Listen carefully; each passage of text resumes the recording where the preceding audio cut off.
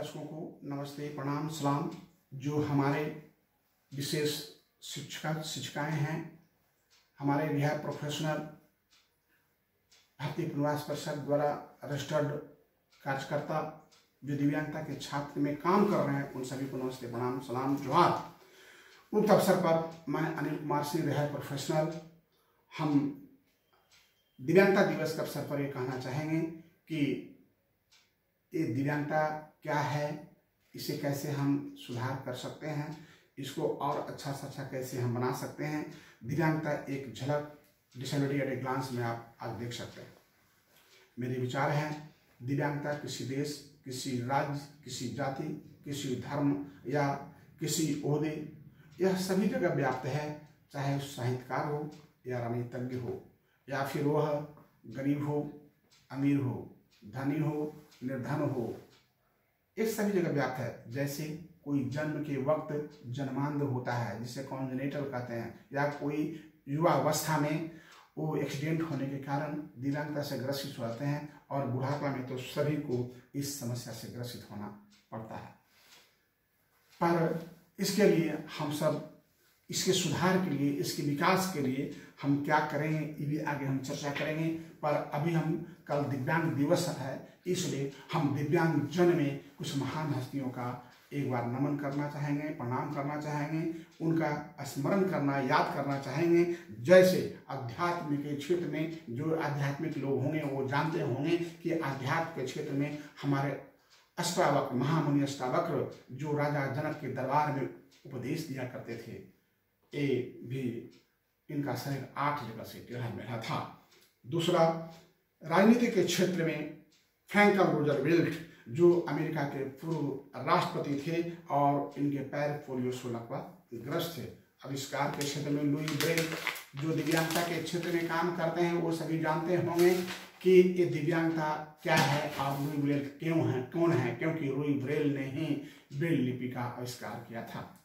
साहित्य के क्षेत्र में सूरदास जो हिंदू धर्मावलंबी होंगे या जो साहित्य पर थोड़ी भी अपना ज्ञान रुचि रखते होंगे, वो सूरदास जो हमारे महाकवि, प्रख्यात कवि, लोग भूलते नहीं, क्योंकि ये हर एक के जिह्वे पर हाजिर रहते हैं सूरदास।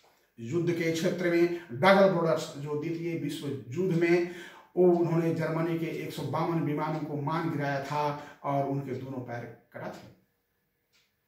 चिकित्सा के क्षेत्र में मिस मेरी, जिन्होंने उनका दोनों पैर पैरालिसिस था और व्हील चेयर पर बैठ करके ऑपरेशन किया करते थे। खेल के क्षेत्र में चंद्रशेखर, उनके दाएं हाथ पैरालिसिस था और वे सफल क्रिकेटर कहलाए।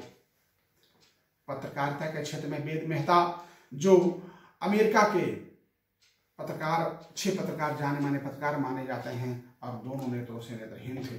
संगीत के क्षेत्र में रविंद्र जैन जो भी रामायण धारावाहिक देखे होंगे, उसमें जितने भी संगीत हैं या जो आवाज दी है वो रविंद्र जैन की है। अब मैंने कहा था दिव्यांगता के लिए क्या अधिकार अधिनियम, उसके लिए हम क्या कर सकते हैं। दिव्यांगता के लिए कई एक अधिकार कानून बनाए गए हैं, जैसे UNCRPD एक्ट 2007। इसमें हमारा देश, संयुक्त राष्ट्र संघ, दोनों ने हस्ताक्षर किया कि जो कानून हम लोग बनाए हैं इसका हम लोग अमल करेंगे, इसका पालन करेंगे। दूसरा जो कानून बनाया गया RPWD एक्ट 1995। RPWD 1995 में समान अवसर, समान अधिकार, संरक्षा, सुरक्षा, 4 चीज को रखा गया और ये 4 चीज पर कार्य सरकार की, जो भारत सरकार के समाज न्याय अधिकारिता मंत्रालय के अधीन आता है। अभी नया ये एक्ट बना है RPWD एक्ट दिसंबर 2016। इसको बताने के लिए 1-2 दिन का समय चाहिए, मैं संक्षिप्त चर्चा में कर देता हूं। जब RPWD एक्ट 1995 बना था तो उसमें 7 प्रकार के दिव्यांगता थे और 21 वर्षों बाद 2016 में इसको नया किया गया और 14 प्रकार के नए दिव्यांगता को उसमें जोड़ दिया गया है। आने पहले 7 था, 14 जोड़ा गया तो 21, टोटल 21 टाइप्स ऑफ डिसेबिलिटी, जिसमें कुछ डिसेबिलिटी में चर्चा यहाँ कर देता हूँ। जैसे इंटेलेक्चुअल डिसेबिलिटी है, CP, ऑटिस्टिक, मल्टीपल डिसेबिलिटी, एवं अन्य प्रकार के दिव्यांगता हैं, उसमें क्या है जो sclerosis, sickle cell disease, ADHD, तो नए नए दिव्यांगता को, एसिड अटैक, हीमोफीलिया, इस सारे को उसमें ऐड कर दिया गया है।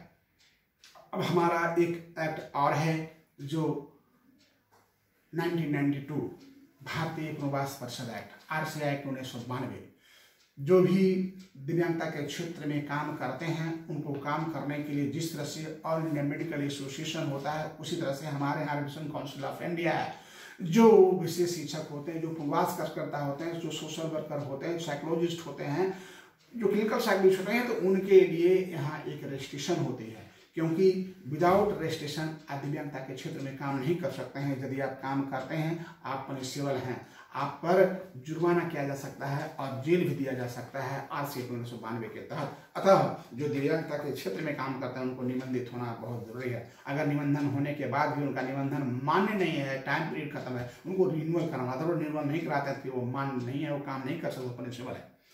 आगे national trust act 1999, national trust act 1999 वो 4 प्रकार की दिव्यांगता को देख करती है। CP cerebral palsy, MD multiple disability जिसे बहुत दिव्यांगता कहते हैं, ऑटिस्टिक स्वलीनता जो अपने आप में लीन रहता है। तो जो 4 प्रकार की दिव्यांगता मैंने बताया, 4 प्रकार की दिव्यांगता नेशनल ट्रस्ट एक्ट देखती है और यह नेशनल ट्रस्ट ये 4 प्रकार की दिव्यांगता को देखती है। इन्होंने बहुत सारी कार्य योजनाओं को भी बनाई है, जैसे निरामया इंश्योरेंस।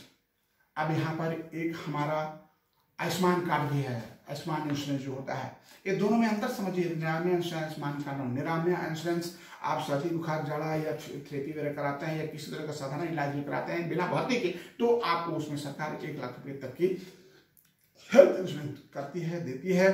और जो आपका आयुष्मान कार्ड है वह भर्ती होने के बाद या ऑपरेशन होने पर ही यह दिया जाता है। ये दोनों में यही अंतर है। और एक हेल्थ कार्ड बनता है, जो हेल्थ कार्ड में कुछ मिलता नहीं, पर उसको आप ऑनलाइन रजिस्ट्रेशन कराने से जब जब इलाज कराएंगे आपका रिकॉर्ड उस पर रहेगी, सरकार उसको आपको देख सकती है कि आपने कब कब इलाज कराया है, आप क्या इलाज से पीड़ित हैं।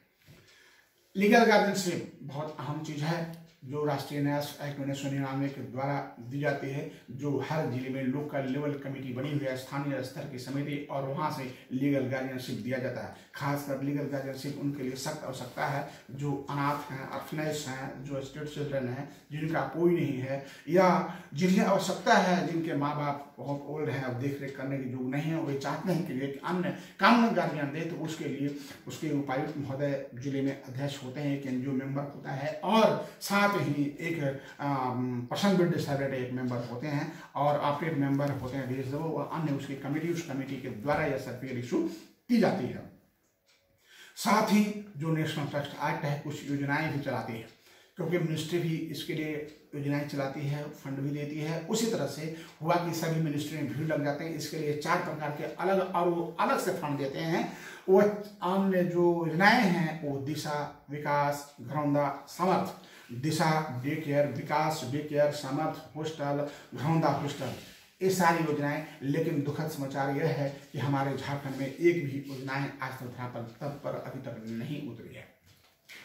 अब मैं बताने जा रहा हूं, दिसंबर 2016 एक्ट जो था उसमें हर 5 साल के बाद नियम है कि उसको हम नए नए दिव्यांगता को सर्च करें, और सर्च करके भी उसमें अन्य दिव्यांगता को लाएं और ला करके हम आगे बढ़ाएं। Why change RPWD act, PWD act से RPWD एक्ट क्यों किया गया? PWD एक्ट से RPWD एक्ट इसलिए बनाया गया कि right to equal an opportunity, जैसे हम सबको सब अधिकार है, उनको भी अधिकार हो। मैंने कहा वोट देने का अधिकार, बाजार घूमने का अधिकार। लोग सोचते हैं दिव्यांग शादी करके क्या करें, नहीं, उन्हें भी शादी करने का अधिकार है। टू इनहेरिट माने एक से दूसरे पदन करने का भी उन्हें अधिकार है। फ्री एजुकेशन 16 to 18 ईयर्स, 3 से 4% रिजर्वेशन किया गया। सरकार यह भी करती है कि दिव्यांगजनों के लिए free TLM kit calipers, wheelchair, tricycle, hearing aid, blind stick व अन्य सुविधाएं सरकार उपलब्ध कराती है। यही नहीं, उन्हें अन्य सुविधाएं देती है जो मैं आगे चर्चा करता हूं। वह सुविधाएं राज्य सरकार, भारत सरकार द्वारा दी जाती है। उसमें है रेल पास, रेल आईडी, 4%, 3% से 4% का रिजर्वेशन हो गया है और स्वयं विवेकानंद अनुदान है। उसके बाद आप लोन भी ले सकते हैं जो स्टेट गवर्नमेंट वगैरह दी जाती है और भारत सरकार NHDBC के द्वारा भी दी जाती है। स्टेट गवर्नमेंट 40% उसमें रिम्बर्स करती है और सेंट्रल गवर्नमेंट 60% रिम्बर्स करती है। यही नहीं, अभी एक नया हमारा दिव्यांगजन निधि बना है। उस दिव्यांग निधि जो पीड़ित दिव्यांग हैं, जिनके कोई नहीं है, जिनके इलाज के लिए हो सकता है, जिनके ट्रेनिंग के लिए हो सकता है, वह 1 लाख रुपये तक अनुदान, 50,000 से 1 लाख तक अनुदान वहाँ से मिलता है। यही साथ ही मैं बता रहा हूँ कि जो स्कॉलरशिप है वो स्टेट और राज्य दोनों जगह से दिया जाता है।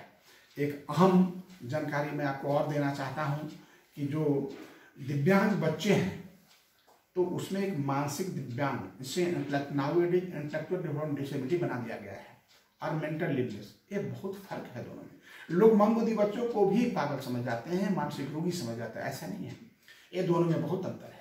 मंदबुद्धि माँ के गर्भ से होता है, जन्म के वक्त होता है, जन्म के 2 साल के अंतराल में होता है, पर 2 साल बाद नहीं होता। मेंटल इलनेस ऐसा नहीं, मेंटल इलनेस कभी हो सकता है और किसी में ठीक हो सकता है। मंदबुद्धि बच्चों को चिकित्सालय की जरूरत नहीं होती, उन्हें विशेष विद्यालय की जरूरत है। उन्हें चिकित्सा की जरूरत नहीं होती, उन्हें विशेष शिक्षा की जरूरत होती है। और लोग मेंटल इलनेस के होते हैं, उन्हें चिकित्सालय की जरूरत होती है, विशेष शिक्षक और विशेष विद्यालय की जरूरत नहीं होती है।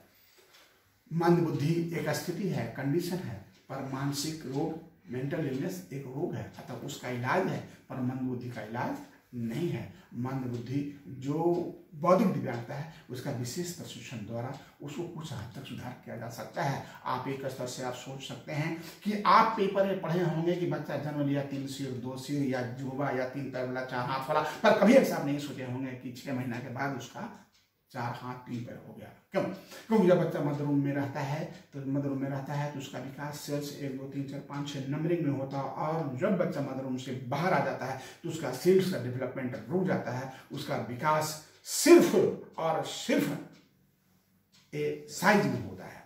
कल इतना बड़ा, आज हम इतना बड़ा हो गए। तो एनी सेल्स, कोई सेल्स हमारा अगर डैमेज हो गया तो वह सेल्स जन्म के बाद बनेगा ना, जब जन्म के बाद बनेगा नहीं तो फिर वह सुधार नहीं होगा। जो डैमेज हो गया सो डैमेज हो गया। इसलिए हम लोग राष्ट्रीय संस्थान, हम संस्थान यही करते हैं कि स्पेशल ट्रेनिंग के द्वारा उस बच्चे को जिंदगी यापन करने के योग्य बना देते हैं। अब मैं आप सब विधायकों से अनुरोध होगा कि आप एक चीज नोट करें, वह यह नोट करें कि अगर आपके बच्चे दिव्यांगता से पीड़ित हैं, चाहे 21 में से एनी प्रकार से पीड़ित हैं, तो कुछ नेशनल इंस्टीट्यूट है भारत सरकार के जहां आप डायरेक्टली संपर्क कर सकते हैं, वहां से अच्छी सलाह आपको मिल सकती है। मैं भी सलाह दे सकता हूं, पर अंतर यही है कि वो हमसे ज्यादा अपडेट रहते हैं, क्योंकि वो डायरेक्टली मिनिस्ट्री से जुड़े हुए हैं, नित दिन वहां से जो भी आते हैं और वे लोग हाईली ट्रेंड वहां बैठे हैं। मैं उन्हीं के प्रोडक्ट में आपके बीच में उपस्थित हूँ। सो दैट कुछ नेशनल इंस्टीट्यूट है, मैं इस प्रकार वो देख लें। NIMH national institute for mentally handicapped, पूर्व नाम था now a day NIEPID national empowerment person with intellectual disability, जो सिकंदराबाद में है। Andhra Pradesh NIVH national institute of visually handicapped, nowadays NIEPVD national institute empowerment person with visual disability, जो आपका देहरादून में है उत्तराखंड में। NIOS national institute for orthopaedically handicapped, जो now A days NIEPLD national institute of empowerment person with motor disability, जो आपका waste Bengal Kolkata Hooghly में है। और number 4 NIEPMD national institute of empowerment person with multiple disability, जो आपका चेन्नई तेलंगाना में है। जय हिंद, जय भारत। सभी को नमस्ते, प्रणाम, सलाम, जोहार, धन्यवाद।